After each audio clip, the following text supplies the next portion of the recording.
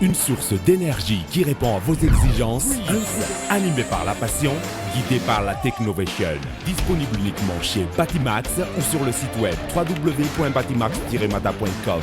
Vous présente Vaovao. 5G Batelma, des actualités uniques, dynamiques et renversantes dans le journal TV.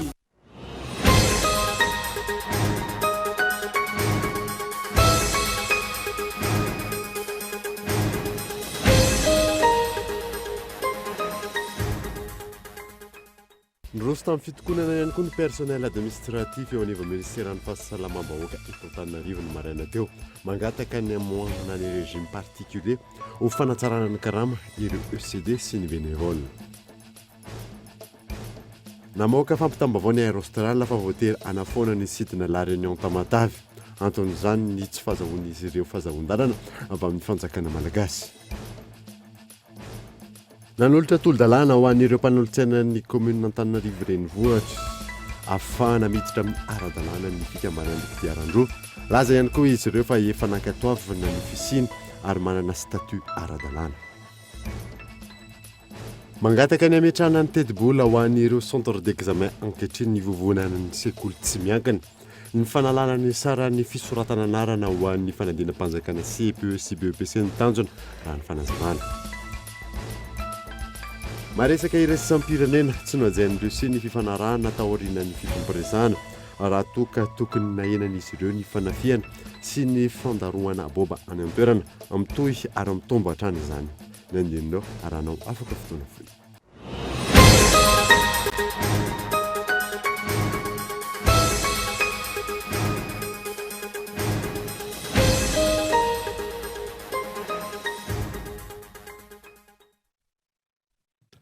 Finaritra tompoko lasy tompoko avy tonga zao indray eto amin'ny fotoana vaovao eto amin'ny Kolo TV Kamanazanao ary anaraka izany hatramin'ny farany.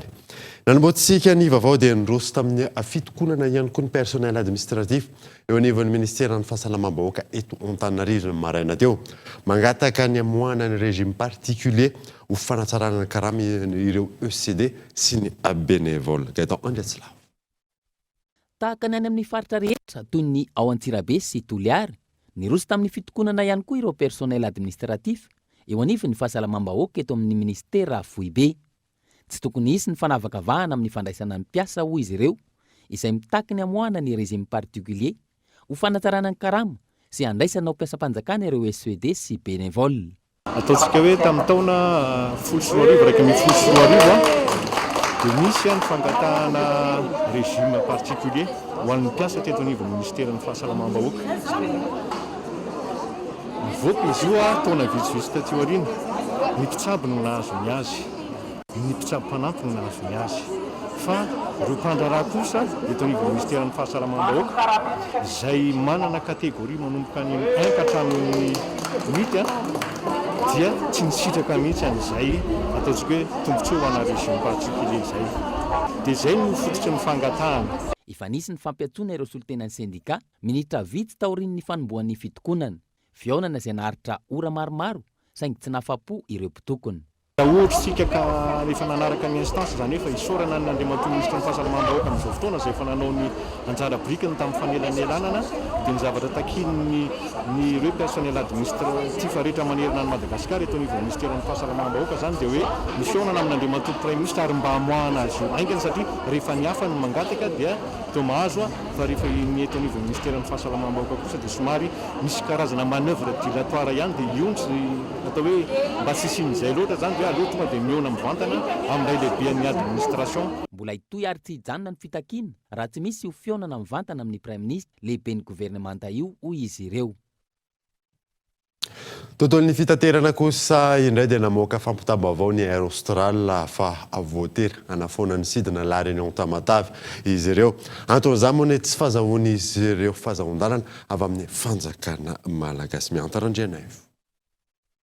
Noho ny tsy fisitrahana fahazon-dalana avy amin'ny fanjakana malagasy, namoaka fampitambavao ny kompania Air Austral ho omaly fa voatery hanafoana ny sidina La Réunion Tamatavy Araka ny fanazavana navoakan'izy ireo tamin'izany ny andretrany fankatoavany fanjakana amin'ny sidina io ny kompania indrindra mikasika ny fandaharany sidina tokony ho tontosain'izy ireo amin'ny alalan'ny saison iata izay nisokatra nanomboka ny 17 martsa teo saingy hatreto tsy nisy izany. Vokatrio ato anatin'ny herinandro maromaro no iaran'izao fanafoanana sidina makany Tamatavy izao. Etsakilany namafisina izy ireo ihany koa fa miteraka fiantraikany maro ny fipetranapetraky ny fanjakana malagasy mikasika ny fanarahamaso ataon'ny fahadiseranana ohatra ny politika iadina amin'ny fanondranana antsokosoko sy ny maro hafa. Tsy mahenika ny tinady izay mitombo hatrany ihany koa ny tolotra amin'ny tsy fahafana manao ny sidina afa-tsy roa isan-kerinandro eto amintsika. Tokony hiverina tahaka ny tany amin'ny mialohan'ny krizy ara-pahasalamana ny zava-misy amin'izao raha ny fanazavana, izany hoe sidina 12 isan-kerinandro no tontosaina.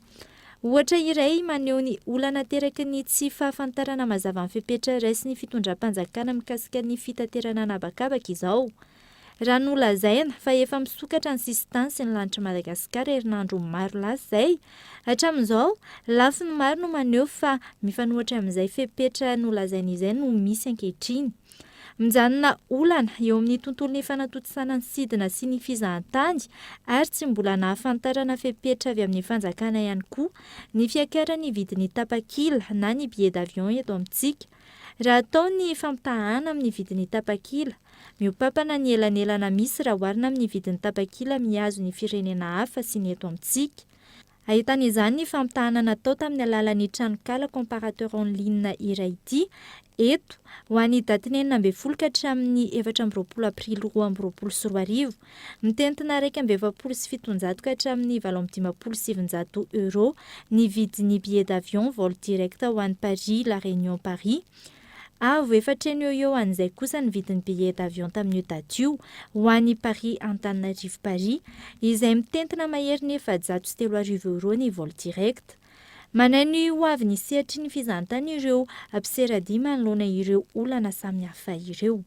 Very asa zay satria maro fa manantena hoe misokatra ny vol donc efa hiasa amin'izay zany nefa tampotampokeo misy miany le kompania sasany hoe ajanona zany le izy hoe tsy asina vol le izy be da be re client tokony tonga eto amin'iny fotoana iny nefany tsy tonga izy noho le fanapahany vol reo fanaovana annulation amin'le izy de very asa.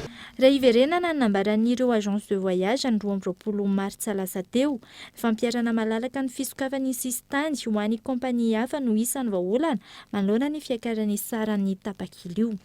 Ny impactan'izay moa zany dia tsy dia betsaka ny mpandeha satria sady tsy misy plasy moa lafo be ilay izy. Dia raha resaka relance tsika tsy hitanay tsara hoe inona moa zany ny tena relance atao satria na ny condition d'entrée aty Madagasikara raha dia mbola mijanona tamin'ny taloha ihany. Ny hatreto aloha fangatahanay tsy miova amin'ilay hatramin'izay fa hoe aleo mba handeha daholo ny Kenya Airways, Ethiopian Airlines, Air Mauritius zany satria raha ireo no manomboka amin'ny desservir miaraka amin'ny Turkish Airlines dia midina ny tarifa. Misy fiantraikany izany ilay izy au niveau amin'ny tarifa ho an'ny toute destination rehetrarehetra. Tsy mbola narenesana feo mikasika izao raharaha izao ny teo anivon'ny ministeran'ny fitaterana sy ny fizahantany hatreto raha toa ka niezaka ny antso sy naka vaovao teny anivon'ny ministera ny mpanao gazety. Tsy ekena kosa ireo mpikaramanady politika mikasa anakorotana izay efa najoro indrindra amin'ny fikarakarana ny fivitianana hoy ireo fiarahamon'ny pirenena tamin'ity androany ity tokony amita antsakany sy andavany nadidy sy ny andraikitra nanirahana azy ihany koa izy ireo izay hoe ireo firaisamon'ny pirenena raha ny fanazavana gaitao Andreaslava. Zato andro izay no lasa hatramin'ny nijoroany ny seni amin'izao fotoana. Mandeha ny resaka ankehitriny fa aorava mialohan'ny fifidianana ny taona 2024 ity rafitra maleo tena misahana ny fifidianana ity. Naneho ny heviny manoloan'izany ireo fiarahamon'ny pirenena misehatra amin'ny fifidianana ka nanentana ny olona tsy ho azon'ny fanakorotana nataon'ny mpanao politika sasany. Haitsika tsara fomba fanaovana politika eto Madagasikara fa karazana atao hoe mpikaramanady politika ny betsaka dia miezaka mamboly karazana fanakorontanana saina mba tsy hafahana atongavana amin'ny objectif anankiray ho anay firaisamonim-pirenena dia mazava ny tiana iresahana nyzay efa nijoro ka tsokorytanina satria zay no mahita fa ara-dalàna ny nananganana an'io ary ara-dalàna ireo solotena ao anatiny raha toa ka misy mety hoe karazana bavirana tsy fanarahana arak'izay tokony ho izy ny asa ataon'ny senia dia hafandray ny zavatra miseho amin'izay fotoan'izay. Isan'ny tsy ampy ary andrenesana fitarainana betsaka ny fandraisana anjara ny fiarahamonim-pirenena eto amintsika. Izany hoe mijanona ao mpanan-kina fotsiny ihany ny ankamaroany fa tsy misy fandraisana andraikitra mialoha. Araka izany, nanafatra ireo fiarahamonim-pirenena namany ireto fiarahamonim-pirenena ireto anatanteraka tsakany sy andavany ny adidy sy andraikitra amin'ny maha fiarahamonim-pirenena azy, indrindra ho an'ireo misehatra amin'ny fifidianana toa azy ireo. Inona moa ny andraikitra zany dia ny fanaraha-maso lay zotra-pifidianana atidiny mbola ty amboalohany dia ao anatin'izany lay fandrafetana ny lisy-pifidianana. Tsy mijanona fanentanana ny olona fotsiny andana misoratra anarina anaty lisy-pifidianana na hoe amarino momba moanao anaty lisy-pifidianana fa mijery indrindra koa zay mety ho endrika fandikan-dalàna. Ary zay moa dia efa napetrapetraka société civile hoe zahay dia tsy anaiky mihitsy zay karazana fandikan-dalàna ka hitanay sy voamarina fa dia tsy maintsy hoentinay any amin'ny tompona andraikitra maefa na izy na izy tsy asianay fanavahana zany. Ny ananana fifidianana madio, mangarahara ary ara-demokratika isy ny fitoniana ara-politika eto amin'ny firenena no tanjona. Araka izany, naneo ny fahavonona ny an'olo-tanana ahafana manatratra ny tanjona ireto fiarahamonim-pirenena ireto. Vonona ihany koa izy ireo handray anjara mavitrika amin'ny fanovana manontolo ny lisy-pifidianana na ny refonte totale de la liste électorale, indrindra amin'ny fanabeazana sy ny fanentanana ahazoana lisy-pifidianana madio sy ekeny rehetra. Lafy vaovao hafa kosa indray dia ina hiteraka endrika fanjanahana vaovao ny fiantsoana ny mpampiasa vola malagasy anao ny agribusiness araka ny fanambarana izay nataony ireo firaisamonim-pirenena samihafa. Tsy tokony any amin'ny fakanany tany tatsaha anakarama azy ireo ny lofosan'ny fanjakana raha ny fanazavana miantarandriana io. Nateo aza ny fanazavana noentin'ny ministry ny fambolena sy ny fiompiana mikasika ny appel d'offre ny antsona ireo mpampiasa vola malagasy mitoy ny fanoheran'ny firaisamonim-pirenena maro izao antso nataon'ny ministera izao. Aina ny mety ho ambadiky ny antso io teboka maro no tsy mazava ao anatiny tahaka ny fampiasana ny tany mirefy zato hatramin'ny 2,000 hektara. Tsy dia mahasafa loatra aloha hatramin'izao hoe aiza daholo ireo tany ireo izay entina iantsona an'ireo mpampiasa vola ireo. Ny olana faharoa zany dia izay resaka hoe tsy fisiny mangarahara hoe aiza marina ny tany voakasika amin'izy io. Dia mampanahy zany ngo dia hahavery ny tany kely efa ananan'ireo tantsasy tambanivohitra indray izay ampiasainy ny fanomezana tombon-dahany an'ireo mpampiasa vola amin'izay tany malalaka sy goavan'izay amin'ny resaka fametrahana an'ilay ity zavatra ity zany. Dia raha hiasa eo zany ny tatsaha amin'izay fotoan'izay dia kalaza ohatrany hoe mpiasa majinika ihany ao anatin'ilay tany fa tsy tena hoe andeha toaka hoe tompony intsony fa lasa ohatrany hoe mpikarama amin'ireo olona mpampiasa vola ireo zany ny ankamaroan'ny tatsaha. Izay ve no tiana hitondrana amin'ny fampandrosoana ny malagasy. Tady hiverina ihany tsika zany amin'izay fotoan'izay amin'ny karazana fanjanahana amin'ny endriny vaovao ihany tsy inona ilay izy raha amin'izay fotoan'izay satria ny sary amin'ny fanjanahana dia hoe tia ny mpampiasa vola fa vahiny fotsiny izy tamin'izay fotoan'izay dia ireo ny malagasy maro miasa ho azy mamokatra ho azy amin'ny fomba fametrahany fampitomboana ny enti-manana. Dia izay zavatra izay isan'ny tena mila tokony fampiresahana. Tsy amin'ny alalan'ny fampiasan'ny mpampiasa vola ny tany tantsaha no ahafahana mampiroborobo ny sehatra ny fambolena eto amintsika. Tokony miaingany fotony ny vahaolana raisin'ny fitondram-panjakana raha ny fanazavana. Ny fanampiana ny fambolena ara-pianakaviana, ny fambolena agriculture familiale hozy isitsika. Izay zany ny tena hoe tokony ho lara-pahamena satria izay no efa iainan'ny olona amin'izao fotoana izao. Izay no tokony amboraina fa tsy ny fametrahana an'ireo tatsaha isam-pianakaviana ho lasa mpiasa an'ireo mpampiasa vola. Le olona angesa efa miasa fa ka miasa le kamaroan'le olona mampamboly azy fa tsy olona tsy miasa akory.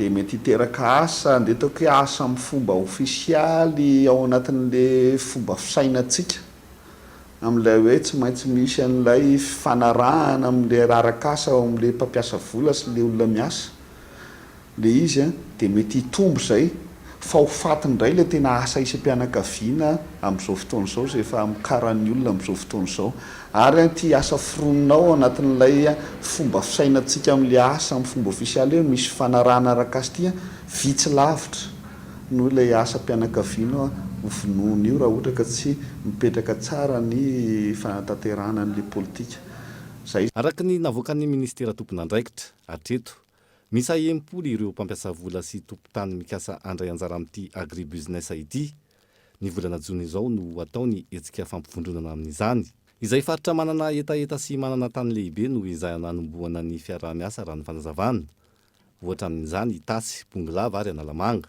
nanamafy ary ny antsony tokony isian'ny fifanantonana ankilany ireo firaisamoam-pirenena sipsihatra manday izao fanatotosana appel d'offre izao isany manday izany ohatra araka ny fanambarana nivoaka ny collectif pour la défense des terres malgaches tany cradoi observatoire de la jeunesse sihatra iombonana ho an'ny fananantany sif syndicat-ny mpiasan'ny orinasa fakaba saint-pizof transparency international initiative madagascar sy ny maro hafa iverenana kosa ny tontolon'ny fitaterana dia nanolotra tolo-dalàna amin'ireo mpanolontsaina ny commune Antananarivo renivohitra afana miditra amin'ny sehatry ny ara-dalàna ny fikambanan'ny kodiaran-droa laza ihany koa izy ireo fa efa nankatoavana ny fisiny ary manana statut ara-dalàna ka eto andretsilavo nankatoavana ny fijoroan'ny fikambanana kodiaran-droa eto Antananarivo renivohitra ary manana statut ara-dalàna izy ireo hoy ireo mpikambana izay nampafantatra izany tamin'ny fomba ofisialy androany matoa nanome récépissé sy taratasy ny ao amin'ny tompon'andraikitra dikan'izay misy fiany fieritretina enona eo zany afatany fa ny tsirairay avy ny samy malala fa mamaolana ny taxi moto amin'ny zavatra rehetrarehetra ary manany anitra ho azy ihany koa ny taxi automobile amiko zany tsy tokony isy fandirana mihitsy ny zavatra rehetrarehetra atolo tena anivo ny mpanolontsaina n'Antananarivo renivohitra io tolo-dalàna ifehin'ny fikambanan'ny mpamily kodiaran-droa io ahafana mandany ny fidiran'izy ireo amin'ny sehatry ny ara-dalàna tsisy resaka ady tsisy resaka fatezerana fa dia hoe mangataka pilaminana ho anareo mpanolontsaina zany izahay mba ho andinika fa jereo satria maro le tanora tsy anasa izahay olona ray no entina fa tsy hoe olona anankitelo na efatra ohatrany taxi samy hafa le olona hoentina sady le izy koa hita hoe matsara mamonjy olona ihany satria ny embouteillage rahantsika malala ny lalana miratsy raha tsy iviny efa nitsipaka mariny rano ny fisian'ny taxi moto sy ny fidiran'izy ireo ho isan'ny mpitatitra katoavin'ny commune ireo mpanolontsain'ny tanàna ka ny 770 amin'ireo mpanolontsaina misa 450 no nifidy ny tsy fankatoavana azy ireo anton'izany ny tokony anarahana izay voalazan'ny lalàna mifehy ny fifamoivoizana raha ny fanazavana inona ny lalàna misy dia ny eto Madagasikara aloha raha ny lalàna zany dia ny azo anaovana fitateram-bahoaka hozy transport public dia ny 4 roues même manambazazy raha ny tsy manara-dalàna raha tena jerentsika ho fototry ny lalàna fa io moa zany miankina amin'ny attente ny toerana tsirairay ny tanàna tsirairay eo amin'izay zany no miditra le hoe inona le lalàna ary ny lalàna raha mikasika amin'ny fitaterana dia ny commune mametraka azy nanambara ireo mpamily kodiaran-droa fa manaiky izay fepetra rehetra apetraky ny mpanolontsaina sy ny mpitatana ny tanàna n'Antananarivo amin'ny mafikambanana mijoro ara-dalàna azy ireo manana baditra misy code barre ireo mpikambana ialana amin'ny tsy fandriam-pahalemana mety hitranga amin'ny mpandeha izy ny fiarah-miasa amin'ny commune ahitana ny isan'izy ireo marina ary isany koa ny fiarah-miasa amin'ny mpitandro filaminana raha ny fanazavana andrasana araka izany ny mety ho vokatra ity fangatahan'ireo mpamily kodiaran-droa ity eny anivon'ny commune ireo mpanolontsain'ny tanàna izay niroso tamin'ny fivoriana ara-potoana nanomboka androany manamba indray ny sampana fampahalalam-baovao amin'ny ety tsy zany fandriamatoa afaly rahamakavelo zay apahitoekarena iray am'rahalahy zay mandray ny vahintsika androany miaraka amin'ny Henri Florian tenako amin'izany ary omeko azy avy hatrany fitenenana nazo lazaina fa mbola vitsy ny mpampiasa gaz eto Madagasikara ahina ny tsisiany gaz eo amin'ny tsena iraisam-pirenena amin'izao fotoana izao vokatry ny ady eo amin'ny Ukraine sy Russie inona no fiantraikan'izay eto Madagasikara inona koa mety hoe fepetra tokony irosony fotoana-panjakana manoloana izany miaraba anareo mirahalahy dia miaraba ny mpijery a. Raha miresaka gazy aloha tsy hoe tsy hisy le gazy fa misy foana satria ny producteur gazy betsaka ihany raha tany a ao anatin'izany ny rosianina fa ny vidiny mialafo ary mahatonga an'le izy mialafo moa dia ny zareo rosianina le miady amin'ny ukrainianina dia mizavatra mitranga bloquen'ny zareo amerikanina ny fivarotana n'le gazan'zareo rusy amin'zareo européanina dia rehefa bloqué zany io gaz io a dia voatery mividy gazy avy any États-Unis zareo nefa ny gazy amerikanina lafo dia izay mahatonga ny cours mondial miakatra satria ny gazy amerikanina sy le atao hoe gaz de schiste io moa ny production an'izy io lafolafo ihany satria ny fomba itadiavana azy ao anaty tany a mampiasa le procédé hoe fracturation hydraulique dia lafo be zany ny exploitation any a any amin'ny $65 any zany vao manomboka rentable dia izay mahatonga an'le izy miakatra dia ary miakatra manaraka an'io daholo zany ny cours mondial rehetrarehetra dia mazava loatra fa ho ialafo koa zany a ny essence sy ny gaz tonga eto Madagasikara. Ny ahafahantsika hoe miaro ny mpanjifa ao anatin'izay a dia misy fomba anankiroa. Ny fomba aingana dia aingana dia ny manao an'le atao hoe taxe en produit pétrolier flottant. Zany hoe tsika mantsy ny taxe amin'ny produit pétrolier atsika lafolafo ihany dia ny azo atao a rehefa miakatra amin'ny prix en pétrole dia le taxe ampidinina dia amin'izay zany mitovy foana ny vidin'le taxe amin'ny vidin'le gaz amin'zareo mpanjifa. Mazava loatra fa ny volam-panjakana midina amin'izay dia ny ahafahana micomble an'izay zany a mameno mibanga dia mila manao exportation na zavatra hafa izay lafolafo ny vidiny ohatra ny hoe miakatra be zao mividy nickel tsika nefa producteur ana nickel amin'ny ambady vy dia mety hoe iny le vola na resaka redevance io na resaka impôt io na resaka ohatrany hoe tsy fantatro raha possible manao négociation na contrat dia iny vola iny zany no ampidirina amin'ny kitabolam-panjakana hamenona anazy ao anatin'izany koa moa no hoe produit misy projet minier maromaro eto Madagasikara reny projet minier reny zany a tokony activena amin'izay satria produit minier matière première rehetrarehetra zany miakatra daholo ao anatin'izany ny produit minier dia fantatra nefa misy produit minier betsaka eto Madagasikara ny projet les bases en tulière zao anisan'izany dia afaka azo atao tsara mihitsy ny hoe mangataka avance amin'ny redevance izay hiditra dia iny avance amin'ny redevance iny zany a no afaka amenona an'le banque amin'le subvention ny carburant. Izay zany hitako hoe zavatra azo atao amin'ny court terme fa ny tena tsara indrindra moa dia ny indépendance énergétique satria hitantsika mihitsy ny hoe miditra amina fotoana zao tsika hoe miady indray zany ny bloqué anankiroa ny tandrefana sy ny tatsinanana mety hiteraka io any ariana any blocus tsy fantatra mihitsy mety samy tratran'ny embargo ny zareo tatsinanana na tsy fantatra hoe mety zareo tatsinanana indreny anao embargo ny zareo tandrefana tsy hay mihitsy ny tena tsara aloha dia hoe manana indépendance énergétique ary tsika eto Madagasikara fantatra fa manana pétrole dia ireo pétrole eto Madagasikara koa zany no tokony hotrandrahana mba ahafahantsika hoe tsy mividy gaz any ivelany intsony fa mba manana ny pétrole sy ny gaz tiky tsika eto. Ankoatran'izay vidin'ny gaz izay hitantsika koa fa tsy mitsaha miakatra ny vidiny ataontsika hoe PPN amin'izao fotoana izao manerina ny Madagasikara inona no fepetra tokony apetraka mba ataontsika hoe ho stable kokoa zany ny vidina PPM mba tsy asairana ny vahoaka malagasy amin'izao fotoana izao.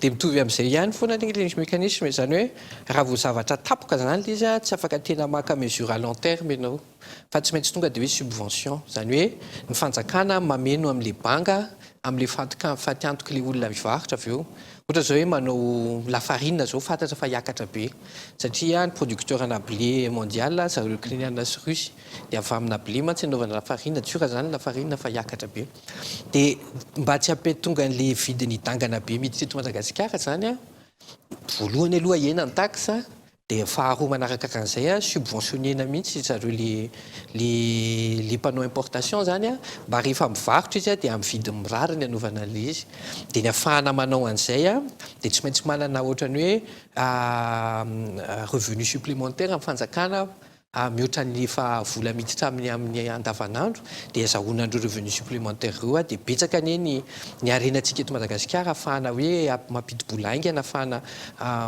manala an'le avesaran'le fiakaran'ny vidin'entana ao anatin'izany ny volamena maro mihitsy ny volamena eto raha reny volamena ireny ny varotana dia afaka mampidi-bola dia afaka hoe subventionné an'le fiakaran'ny vim-pianana ao koa ny afaka hoe afaka subventionné ny fiakaran-karama satria tsy vitany hoe PPN ihany miakatra fa raha vao miakatra nge ny essence dia miakatra daholo rehetrarehetra dia mety ho possible amin'ny fanjakana koa zany hoe na manena amin'ny impôt payé-ny entreprise dia amin'izay koa zany ny entreprise afaka mampiakatra ny karama na tonga dia hoe misy subvention mihitsy amin'ny akapobeany ny entreprise mba ahafahana hoe mampiakatra ny karama ahafahany olona misupporter an'le fiakaran'ny vidin'entana ary mila atao mihitsy satria rehefa tena sahirana ny olona dia mety hiteraka problema amin'ny firenena izy ary fantatra fa hoe Madagasikara miamahantra foana firenentsika nefa manana arena dia hitako hoe maro ny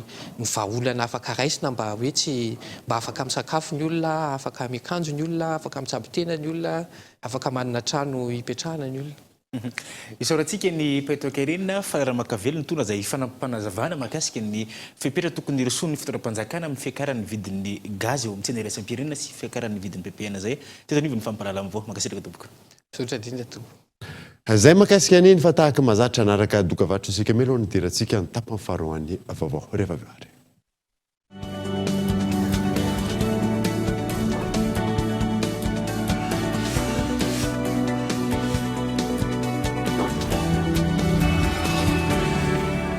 Vivez des moments plus forts. Suivez vos émissions préférées sur votre smartphone. Maintenant, c'est possible. Achète ton smartphone, gagne des bonus et Telma TV gratuitement.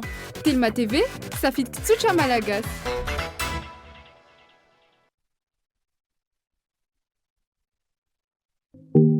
Andao izany Madagasikara. Ny ministera fizahantany sy ny ofisy pirenena momba ny fizahantany dia manolotra antsika ny andiany fahadimy amin'ny hetsika tsenabe ny fizahantany izay ho tontosana ny 1 Martsa 2 Aprily 2022 avy izao eny amin'ny gara Sorano Analakely. Tonga avy indray ny tafampivantana amin'ireo matianina amin'ny fikarakarana fivahinanana sy ireo ofisy paritra ny fizahantany. Ampiavaka ity andiany ity ny fisignalika asa lehibe mandritra ny 3 andro entina hanoezan-danja ny asan'ny mpiserady ary andraisan'ireo solotena mpiserady manerana ny nosy anjara asongadina mandritra ity andiany ity ihany koa ny sakafo malagasy ny kolotsaina malagasy. Andao izany Madagasikara tsy misy vidim-pidirana.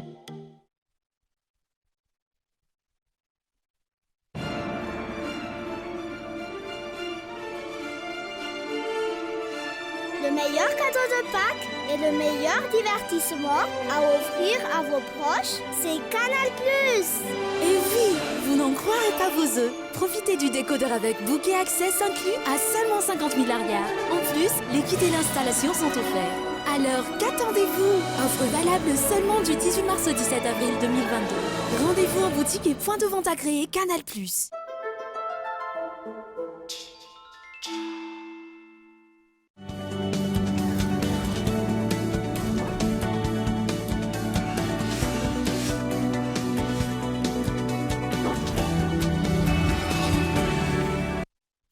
Vereto amin'ny fampalalam-baovao isika.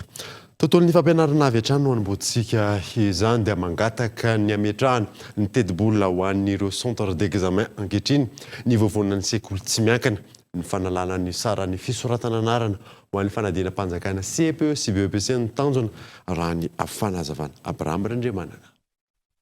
Tsy misy atreto ny tedi-bola avy amin'ny fanjakana ho an'ireo toeram-panadinana na ny centre d'examen natanterahana ny fanadina mpanjakana CPE sy BEPC raha nambarany avy amin'ny voavonan'ny sekoly tsy miankina. Andro ny fisian'ny sarany fisoratana anarana ho an'ireo mpiadina. Etsy ankilany, samy hafa ankehitriny ny sarany fisoratana anarana ho an'ireo faritra samy hafa. Manoloana ny tsy fisian'ny fampahafantarana avy amin'ny tompona andraikitra. Tsy mitovy any! Ny CEG tanimena zao ny azy dia fitaovana nasina hoentina RAM. Fa misy mamofady any Soavinandriana ny tsiro mandidy fa misy ray alina fisoratana anarana. Etsaka rabaty 500 dia tsisy mitovy le satria mangina le ministera. Fa le centre d'examen le toeram-panadinana ohatra ny CEG tanimena, ohatra ny lycée Peflo, ohatra ny ireny zany dia samy mianto tena daholo eran'ny tanàna. miantoka amin'ny fampandehanana an'le fanadinany fanadinana tsy maintsy alaina any amin'ny toerana anankiray any amin'ny traîne na any amin'ny Cisco le lazadina tsy maintsy manofa tomobile izy maka an'izay tsy maintsy maka gendarme izy hiaro an'izany tsy mifanaraka amin'ny lalàna eto Madagasikara hatreto ny fisian'ny fandoavam-bola amin'ny fisoratana anarana ho an'ny fanadinana CEPES BPC hoy ny vovonan'ny sekoly tsy miankina. Arak'izany manao antsova amin'ny tompon'andraikitra hijery vahaolona manoloan'izany izy ireo. Raha ny tena izy zay ny lalàna mbola lalàna fe mihitsy ny fanadinana eto Madagasikara ny tsy andoavam-bola ny CEPES BPC fa ny baka no andoavam-bola fa saingy no ny toedra raha misy eto amin'ny tany sy firenena angamba ozy dia voaterina mpandoha ilay toeram-panadinana zay zany nangataka hoe ajanony io vola miopapan'io fa mba mety ho zakany rehetra hitanao ne tsika ne mbola ao anatin'le pandémie tsika mbola tratran'le cyclone teo dia vidim-piainana mbola tsy andanina dia hanao fisoratana anarana ve no dia ora alina dia mba nangataka zay na 3 arivo na 2 arivo tsy aivina hifarina amin'ny herinandro ity ny fisoratana anarina ho an'ny fanadinana BEPC manerina ny nosy raha toka ny herinandro lasa teo ny faran'ny fisoratana anarina ho an'ny CEPE. Lafim-baovao hafa kosa indray dia ny compte administratif raika amby roapolo sy roa arivo ny budget additionnel taona 2024 arivo ny rapport d'activité annuel amin'ny taona raika amby roapolo sy roa arivo sy ny maro hafa ireo finondiniana nandritra ny fivoriana ara-potoana ny filan-kevy communal eo anivon'ny commune Antananarivo renivohitra izay nanomboka androany ary aritra 10 andro ka eto Andriatsila. Natomboka androany ary aritra 10 andro araka ny voatondro ny lalàna ny fivoriana ara-potoana ny filan-kevitra kominaly eo anivon'ny commune Antananarivo renivohitra. Teboka maromaro ahafana mampandroso ny asa mandraharaha eo anivon'ny commune no dinihina mandritra izany. Izany hoe misy session ordinaire roa isan-taona izay maharitra 10 andro. Ny voalohany moa zany dia amin'ity zany izay andinihana ny compte administratif 2021 dia eo koa ny budget additionnel 2022 ary ao amin'ny fotoana io koa ny anaovan'ny mpanantanteraka ny tatitra nandritry ny taona lasa maharitra 10 andro moa session io dia kamokatsika eo ny amin'ny fefarany. Ankoatra ireo voalaza isan'ny hodinihana ao anatin'ny antsoina hoe divers mandritra ity fivoriana ara-potoana ity ny mahakasika ny hetra, ny SMGD, ny SMA, ny resaka parking, ny tsena sy izay rehetra niteraka Elisabeth eny anivon'ny fiarahamonina tato ato ka mila ny fanapahan-kevitry ny filan-kevitra kominaly. Malalaka ny fivoriana sy ny fanehoan-kevitra tahaka izay natao tao anatin'ny roa taona izay raha ny fadazavana ary afaka maneho izay etaitany avokoa ny mpanolotsaina rehetra. Tao anatin'ny ataoko hoe roa taona nipetrahan'ny filan-kevitra dia nizotra ara-dalàna aloha ny fivoriana hatramin'izay dikotena amin'ilay zotra ara-dalàna afaka mametraka fanontaniana ny mpanolotsaina rehetra tsisy avakavaka io fa afaka mametraka fanontaniana afaka mandrososi-kevitra ary ny tena zava-dehibe moa zany dia izay fanontaniana rehetra apetraka amin'ny mpanolotsaina dia valiana ilay matoby ny tanàna natsaka ny sandavana izy tiako tenenina amin'izay zany dia hoe misy ny atao hoe démocratie na mpanolotsaina tsisy tapenam-bava ao tsisy olona tapenam-bava mihitsy zany fa afaka teny heviny sy mametraka fanontaniana ara-dalàna. Nanamarika ny fivoriana ara-potoana ny mpanolotsain'ny commune ny fanatrehan'ny ben'ny tanàna ankehitriny ny fotoana. Ny 12 ny volana aprily ho avy izao no hifarana ity fivoriana ara-potoana eo anivon'ny commune ity ka ho fantatra amin'io fotoana io ireo rehetra tapaka nandritra izany sy ny vahaolana aroso manoloan'ireo teboka maro iandrasan'ny mponina vahaolana avy amin'ny mpitantana ny tanàna. Mbola lavitra ny ezaka ho fanatsarana ny sehatry ny famatsiana rano ny fanadiovana sy ny fidiovana eto Madagasikara. Isa mila tantsoroka manokana ao anatin'izany ny tobim-pahasalamana sy ny toeram-fianarana. Ivresar. 5,700 tapitrisa maneran-tany ny mponina tsy manana rano azo antoka akaiky azy araka ny taremarika navoaka amin'ny programme commun OMS sy UNICEF ny taona 7,12 Mandidina andro lavitrisa ihany koa tsy manana toeram-pidiovana sy fanadiovana araka ny tokony ho izy. Raha ny eto Madagasikara mbola lavitra ny ezaka mahakasika io. Antonana mafisa an'ireo ministera voakasika sy ny mpiara-miombon'antoka indrindra ny teo anivony Waterred ny fanamby amin'ny fanatsarana ny famatsin-drano, ny fanadiovana sy ny fidiovana nandritra ny fanolorana mari-pakasitrahany ireo sekoly sy tobim-pahasalamana voasokajy ho sakaizan'ny rano. Ny Waterred manana tanjona isan-taona fa tamin'ity androany ity dia sekoly 12 ary CSB anankitelo no nomentsika ny certification. Ny anankifito amin'ny école Manjakandriana dia ny 4 any Antananarivo dia ny CSB anankiroa hôpital ndray CSB ndray Manjakandriana dia ny CSB andray Sorony any Antananarivo. Entsika tany amin'ny fanokafana zao izy efa hatramin'ny 120 nataony foto-drafitrasa dia androany izy vao nanao ny certification izay vao marina fa maharaka ny fenitry ny amideoge. Nisy kosa nefa ireo vao tamin'ny volana oktobra dia fa mora ho andry zareo no mandray ny fiovam-pihetsika dia tafiditra ao anatin'ny critère amideoge izy. Ankoatra ny mpianatra sy ireo tompon'andraikitra isan'ny sokajy ny teny anivon'ny tobim-pahasalamana sakaizan'ny rano. Nahazo mari-pakasitrahana nanamafy ny fahavonona ny tandro ny fahadiovana ary ampidizano ho an'ny rehetra ihany koa. Ny be ny tanàna ny Manjakandriana sy ny tompon'andraikitra samihafa. Mpanabe ity fotony aty an-tsekoly dia manazatra n'ilay mpianatra isan'andro ny fitaovana rahateo eo ampelantanan'ny zaza. Reny dia hoentiny any amin'ny fiarahamonina any anivon'ny tokantrano miaro ireo zaza ireo indray lasa mampita amin'ny fiarahamonina manodidina azy.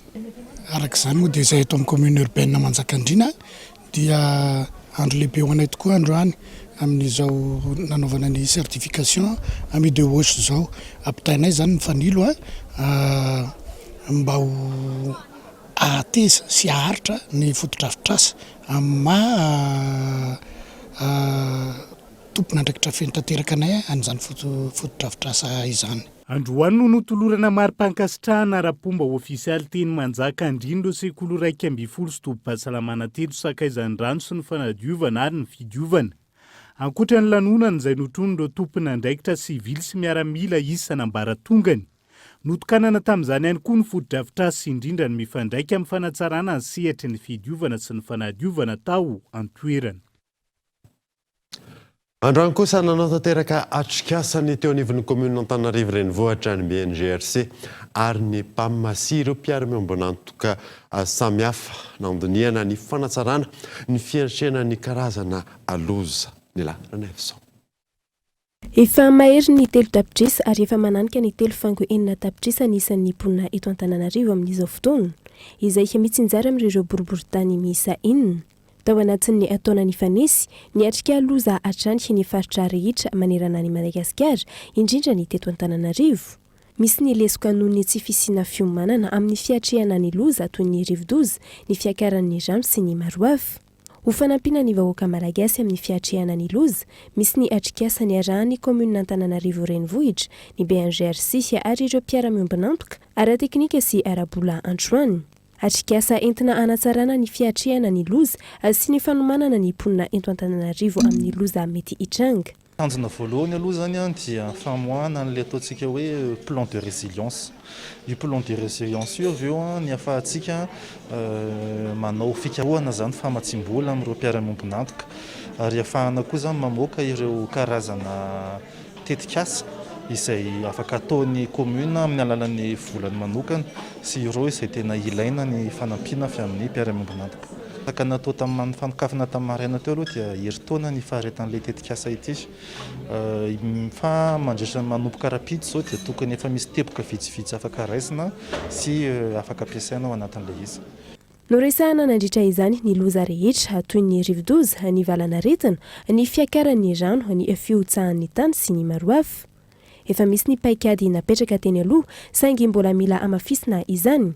Aorian'ny atrikasa, isy ny tetikasa apetraka anampiana izay efa teo aloha. Ohatr'izao moa dia ahafahana mijery hoe inona ny zavatra efa nisy, inona ihany koa ny zavatra mbola tsaraina, eo ihany koa ireo mpiantsehatra rehetra izay mitondra ny anjara biriky ny manandrify azy. Raha ho an'ity atelier androany ity manokana dia anisan'ny zava-dehibe ny famondronana amin'ny latabatra boribory anankiray ireo autorité nationale sy ireo autorité locale toy ny avy ao amin'ny commune urbaine d'Antananarivo, izay tena hoe ireo mpiantsehatra iny fotony mahita ny ahoana ny ahafahana mampitombo ny fahaiza-miatrika an-tanan-dehibe na ny résilience urbaine. Nanomboka androany ary itoeram-piso ny atrikasa natao. Efa nisy ny atrikasa toy izao natao tany amin'ny firenena afrikana izay nahitana vokatra tsara toy ny tao Zimbabwe ny taona 2022. Kajina itondra vokatra tsara iarovana ny maha-olona eto Antananarivo ihany koa ity tetikasa vaovao napetraka ity.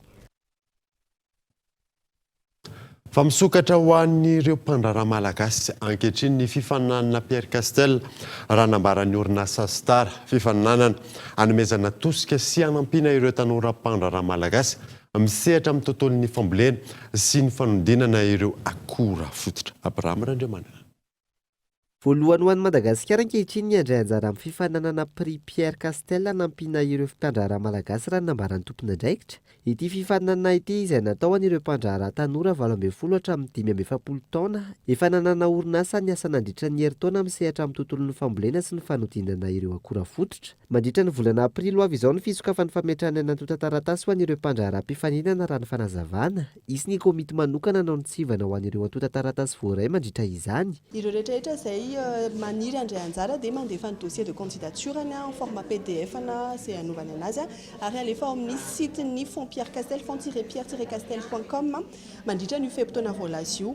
Aorian'izay ny komite no miklasé an'zareo hoe iza ny fahatelo ka hatramin'ny fahaenina. Ny fahatelo ka hatramin'ny fahaenina dia mahazo accompagnement sy formation mba ahafahan'zareo manana ataontsika hoe manampy ao anatin'ny professionnalisation amin'ny asa ataony andavanandro. Ny roa voalohany kosa izay mbola tsy fantatra izy amin'ny voalohany izy amin'ny faharoa andalo dernière étape izay ao anivon'ny jury international ary io jury io avy eo ny amezany ny voalohany sy faharoa ny place voalohany moa zany mahazo 15 000 € izy akoatran'le formation ary faharoa kosa mahazo 10 000 € akoatran'le formation. Antom-pisin'ity fifaninanana ity ny amin'ny velarina ny toe-karena amin'ny alalan'ny fanomezana sehatra ireo tanora mpandraharaha sy ny fanohanana azy ireo raha nambaran'ny tompon'andraikitra.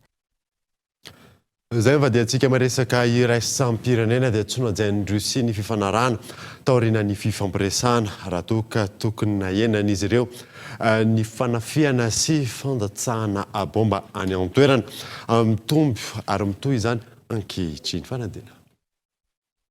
7 taoriny faneken'ny Russie fampiena ny fanafiana sy ny fandatsahana bomba ny Ukraine mitohy misesy ny fipoahana sy ny ady any an-toerana. Tsy voaja ny fifanarahana vonjomaika taoriny fifampiresahana omalina tao arak'izany. Nisia ny fandatsahana bomba misesy izay ohatra ny alina tontolo tamin'ny tanàna maro. Manoloana io, nandray fitenenana ireo vondrona iraisam-pirenena, nambaran'izy ireo tamin'izany fa miandry ny fandraisana fepetra ataon'ny Russia izy ireo ny amin'ny tokony hanajana izay ny fanarahana izay. Raha ny tatitra treto ho an'i Mariupol, simba avokoa ny 700 ny trano fonenana sy ny fodrafitrasa ary mitohy ny fahasimban'izany ankehitriny. Tsy mbola fantatra mazava ny antontanisa mikasika ny famoizana ny olona nandritra izay. Etsekilany, mitohy ny fanatonan'ireo Russa n'ireo Sinoa. Nambaran'ny mpandinika raram-pirenena fa mihamafy hatrany ny fifandraisan'ny firenena roa tonto ireo, na tsy mbola nilaza mazava fa manohana ny Russia azy Chine amin'izao ady ny Russia sy Ukraine izao. Dia iny maresaka iraisam-pirenena manankatona vaovao tamin'ity andro andeha ankasanao nanaraka izany mandrosoa sy nadoary tompoko.